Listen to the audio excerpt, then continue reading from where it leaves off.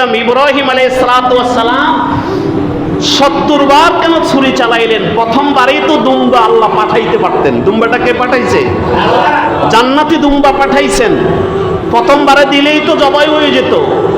পূর্ব দিগন্ত সূর্য উকি দিয়েছে, সারা মিনা প্রান্তে সমস্ত সৃষ্টিবন্তু হাহাকার করছে, হায় বাবা কেমনে ছেলের গলায় ছুরি দিবে, আর ছেলে কেমন মাথাটা নোয়ায়ে দিল, মা কেমন সেখানে বরদাস্ত করছে। ইবলিস কত চেষ্টা করছে, তার থেকে মাহরুম করতে পারে না। শিশু ইসমাইলের এমন কি ঈমান, বাবার সামনে মাথা নোয়ায়ে দিচ্ছে। হলো কি? একবার দুইবার নয়, 70 বার ছুরি চালালো। কিতাবে লেখে কেন 70 বার? আল্লাহ পাক ইব্রাহিম আলাইহিস সালাতু ওয়াস সালামের দিলকে সম্পূর্ণ সন্তান থেকে আলাদা করার জন্য 70 বার ছুরি চালাইলেন। ইব্রাহিম, যতক্ষণ পর্যন্ত তোমার দিলের হালত আমি মুখী না হবে, ততক্ষণ পর্যন্ত কামেল মোকাম্মল ঈমানের খাতায় নাম দেব না। 70 বার ছুরি চালানোর পর হুকুম আসছে, এখন দিল আমার চেয়ার আমার পদে এসেছে, আমার চেয়ার আমার দখলে এসেছে, লা ইলাহা ইল্লাল্লাহর বহিঃপ্রকাশ ঘটেছে, এখনই দুম্বা এনে দাও। তাদের সমস্ত পরীক্ষা সফল হয়ে গেল। আমার মূল কথা ছিল বাবা, ওয়াল্লাযীনা আমানু আশাদ্দু হুব্বাল লিল্লাহ। ইমানদাররা সব কিছু থেকে কাকে ভালোবাসে বেশি বলেন? আল্লাহকে ভালোবাসে।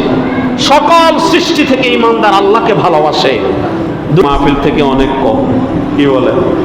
ইসলামী মাহফিলে খাস খাস কিছু কথা বলা হয়, রোগীর রোগ বুঝে ওষুধ দেওয়া হয়। আমরা নামাজ পড়েছি, মাগরিবের নামাজ, সালাতে মাগরিব আদায় করেছি। ঈমানের দাবি হলো আমি যে লা ইলাহা ইল্লাল্লাহ মুহাম্মাদুর রাসূলুল্লাহ সাল্লাল্লাহু আলাইহি ওয়াসাল্লাম কালিমা পড়েছি, এই কালিমার দাবি হলো প্রত্যেকটা সেক্টরে, প্রত্যেকটা স্থানে, হার ওয়াক্তে আমার স্মরণীয় বরণীয় হবে একমাত্র আল্লাহ। লা ইলাহা ইল্লাল্লাহর মকসুদ তাই। মানব দেহে একটা জায়গা আছে যেটার নাম কলব বলে, দিল বলে, কলব বলে। কলব নামক জায়গাটা মালিকের আসল হয়। লা ইলাহা ইল্লাল্লাহ এই কথা বলার পরে এই চেয়ারটা আল্লাহর দখলে চলে যায়। কার দখলে চলে যায় বাবা? আল্লাহর দখলে। আমি তো কালিমা মুখে পড়েছি, এবার আমার কালিমা বুকে আল্লাহর চেয়ার পর্যন্ত পৌঁছলো কিনা মুজাকারা। আমি আমাকেও বলছি, কালিমা তো আমিও পড়ছি, আপনিও পড়ছেন। আমার কালিমা মুখে বললাম, এই কালিমার দখল আল্লাহর চেয়ার পর্যন্ত গেল কিনা প্রত্যেকজন আমরা দেখা দরকার। নামাজ পড়তে এসেছি, আল্লাহর ঘরে ঢুকছি, ঢোকার সময় আল্লাহর চেয়ার আল্লাহর দখলে আছে কিনা। সেজদায় যাচ্ছি, আল্লাহর চেয়ার আল্লাহর দখলে আছে কিনা। রুকুতে যাচ্ছি, আল্লাহর চেয়ার আল্লাহর দখলে আছে কিনা। আমি ক্ষেত খামারে কাজ করছি, আল্লাহর হুকুম আছে। ক্ষেত খামারে কাজ করা কি গুনাহ? না, আল্লাহর হুকুম আছে। না হইলে কোরআন শরীফে কেন বলছেন ওয়ান্তাশিরু ফিল আরদ, যাও ক্ষেত খামারে কাজ করো। বোঝা গেল ওখানেও আল্লাহ আছে, আছে না নাই? আমি ওখানেও তালাশ করি, আমার মুখে যে লা ইলাহা ইল্লাল্লাহ বললাম, ওই দখলিয়ত এখন ওখানে আছে কিনা।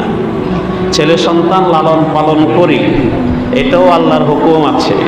আল মাল ওয়াল বানুনা জিনাতুন ফিল হায়াতিদ দুনিয়া, বোঝা গেল এটাও গুনার কাজ না। আচ্ছা, আমি আমার ছেলে মেয়ে, বিবি বাচ্চা, আওলাদ পর্যন্ত পরিচালনায় আল্লাহর চেয়ার আল্লাহর দখলে আছে কিনা। আমি তো মুমিন, আমি ইমানদার। আরবের কিছু কাফেররা গনিমতের আশায় আল্লাহ রাসূলকে কয়, ইয়া রাসূলুল্লাহ, আমরা ঈমান এনেছি। আল্লাহর হাবিব তো মনে করেছেন আসলে মনে হয় এরা ইমানদার, গনিমতের মাল নেবে। আল্লাহ পাক বললেন, না, এদেরকে আপনি শুনাইয়া দেন, তোমরা ঈমান আনো নাই, বরং বলো কুলু আসলামনা, তোমরা ইসলাম গ্রহণ করেছো, বৎসতা স্বীকার করেছো। ঈমান আর ইসলাম বহুত ব্যবধান। আল্লাহর চেয়ার আল্লাহর দখলে দিয়ে দেওয়া, এটাই ঈমানের ফল। আমি নামাজে দাঁড়িয়েছি, আমার নামাজের ভিতরে যদি আমার মন ব্যবসায় চলে গেল, মন চলে যায় না এরকম? আমাদেরও যায়, শুধু আপনাদের না, আমাদেরও চলে যায়। কারণ এই মনকে টানাটানি করে আল্লাহর চেয়ারে বসাইতে আমার নফস টানাটানি করে, আবার এই চেয়ার দখল করার জন্য ইবলিসও টানাটানি করে। ও তো আমার দুশ্মন। এই জন্য আপনারা যেমন নয়, আমরাও তেমন ভালো নাই, এই দিক দিয়ে তেমন ভালো নাই, আমাদেরও পজিশন খারাপ। দোয়া করেন আল্লাহ সকলের ঈমানকে মুখের সাথে বুকের মিল করে দেন, আমিন।